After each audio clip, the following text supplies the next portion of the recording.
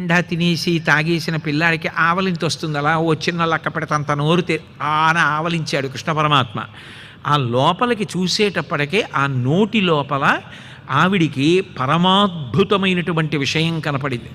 దాని లోపల సమస్త లోకాలు కనపడ్డాయి, పర్వతాలు కనపడ్డాయి, సముద్రాలు కనపడ్డాయి, ద్వీపాలు కనపడ్డాయి, అరణ్యాలు కనపడ్డాయి, సమస్తమైన లోకాలు కనపడ్డాయి, చరాచరమైనటువంటి ప్రాణులన్నీ కనపడ్డాయి. ఆవిడ అవి చూసి కన్మోక్షి చోద్యపడియే, నోట మాట రాక స్తంభీభూతురాలైపోయింది. అడగకుండా అమ్మ అని పిలిచినందుకు, ఆమె పాలు తాగినందుకు అమ్మతనం అంటే ఇంత గొప్పగా ఉంటుందా అనుకున్నాడో ఏమో. ఎవ్వరికీ ఇవ్వనటువంటి విశ్వరూప దర్శనాన్ని యశోదామాతకి ఇచ్చాడు.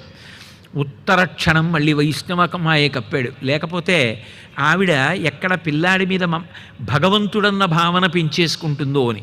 శ్రీకృష్ణ